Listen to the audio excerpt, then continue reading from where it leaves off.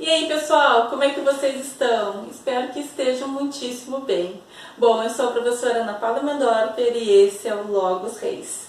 E hoje eu vou falar de uma série de anime japonesa, Death Note, fazer uma relação com um símbolo especial e a ideia de paradoxos. Não sai daí que eu já te conto como. Bom, pessoal, eu tenho que dizer para vocês que essa série foi indicada por uma aluna minha, a Isabela, lá do BJ, uma das minhas filhas queridas, e eu amei a série. Só que assim, ó, a classificação indicativa da série é 18 anos, porque assim, ó, uma série de suspense, terror, fantasia, trabalha com o tema da morte, principalmente, né, mas de uma forma muito mais psicológica, então tem que ter cuidado. Falando isso, tenho que dizer para vocês qual é o roteiro da série, né? Mas antes disso, é essa série aí, ó.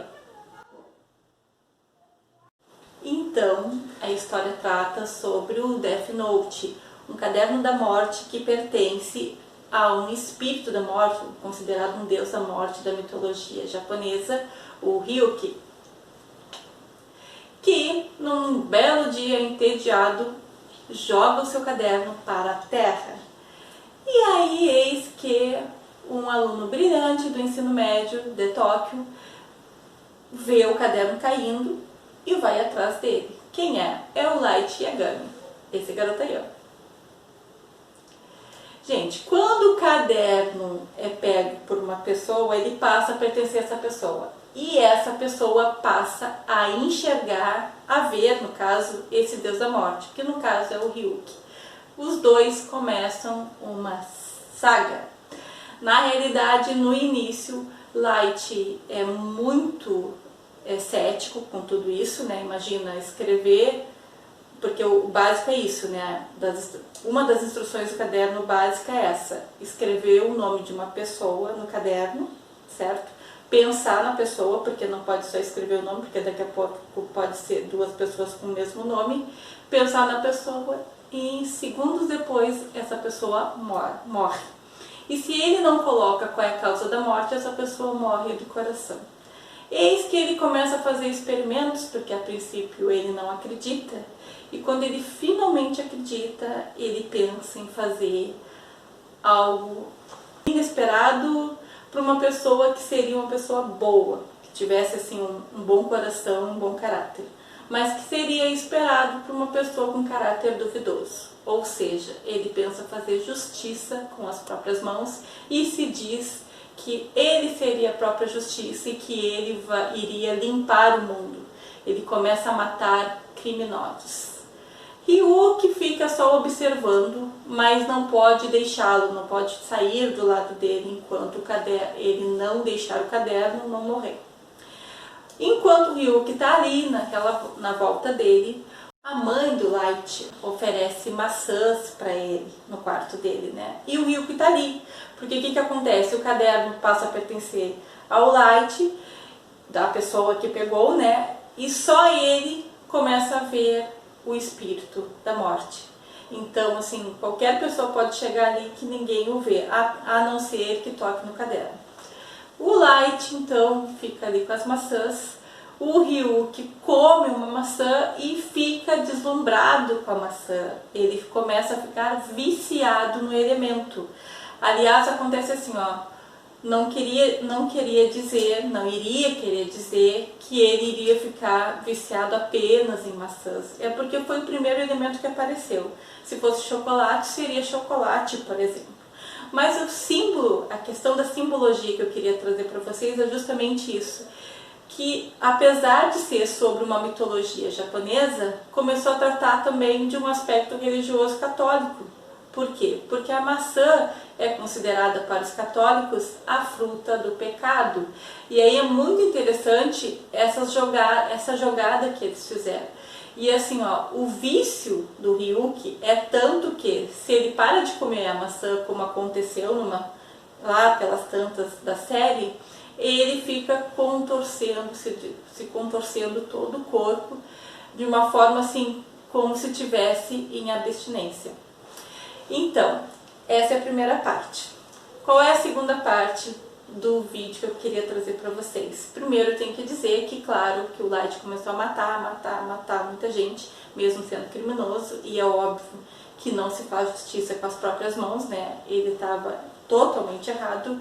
Fizeram uma força-tarefa para investigar aquele serial killer, que começou a ser chamado de Kira.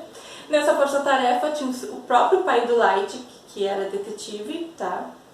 E tinha também um rapaz muito peculiar chamado L, esse aí, ó, que era exatamente igual ao Light. A única diferença é que um tendia para o bem, no caso L, porque ele estava em busca daquele serial killer, ele queria saber, né, óbvio, ele queria colocar o serial killer atrás das grades, e o Light Yagami era do mal, embora na cabeça dele ele estava fazendo alguma coisa para o bem. Ele perdeu a mão, gente, mas isso eu não vou trazer aqui para o vídeo. A outra parte que eu quero falar para vocês é sobre paradoxos. Então, paradoxos são figuras da linguagem que contrastam, né? Que são afirmações que a gente pode fazer, que são contrastantes e que chegam a uma contradição. Aí vocês podem me perguntar, como assim, professora? Por exemplo, se o Pinóquio fala assim, ó, o meu nariz vai crescer agora. Todos vocês sabem que o nariz do Pinóquio crescendo significa que ele está mentindo, não é mesmo? Então, se ele disser, se o nariz dele vai crescer naquele momento, se ele estiver falando a verdade, é porque na realidade ele está falando uma mentira. E ao contrário, se ele estiver falando uma mentira, é porque na realidade ele está falando uma verdade. Ficou complicado? Nem tanto, porque eu vou explicar melhor para vocês em um slide. Então, gente, vou colocar para vocês melhor como funciona o paradoxo aqui nos slides. Vamos colocar assim, ó. Teve uma cena em que o L fala uma frase semelhante a essa aqui, ó. Ninguém pode confiar em mim. Essa frase é um paradoxo. Por quê? Se ele está dizendo a verdade, é porque a gente pode dizer que ele é uma pessoa falsa, não é mesmo? Pode significar que quem está afirmando é uma pessoa falsa. No caso, ele, o L, ó. Ninguém pode confiar em mim. Se a afirmação for verdadeira, então significa que aquilo é falso, porque pode significar, como eu disse para vocês, que quem está afirmando, no caso L, é uma pessoa falsa, ok? Mas se ele disser ninguém pode confiar em mim for falso, essa asserção for falsa, então na realidade a gente pode dizer que é verdade, que ele é uma pessoa confiável, que ele é verdadeiro. Ou seja, pode significar que quem está afirmando essa asserção é uma pessoa verdadeira. Deu para entender agora como é que funcionam os paradoxos? Vocês podem trocar essa frase do ninguém pode confiar em mim com a frase que eu falei para vocês sobre o Pinóquio, né? Que ele diz: o meu nariz vai crescer agora. Então, gente, o que eu queria trazer para vocês essa semana era isso. A questão do símbolo que se misturou, né, da Igreja Católica, do nosso catolicismo, né, a questão da maçã, porque afinal foi escolhido uma maçã, né? Poderia ter sido escolhido qualquer outro tipo de elemento.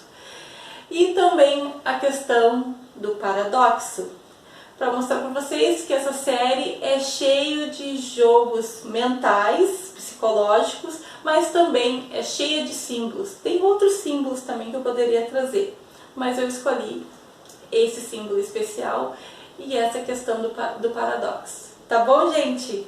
Por hoje é isso. Bye!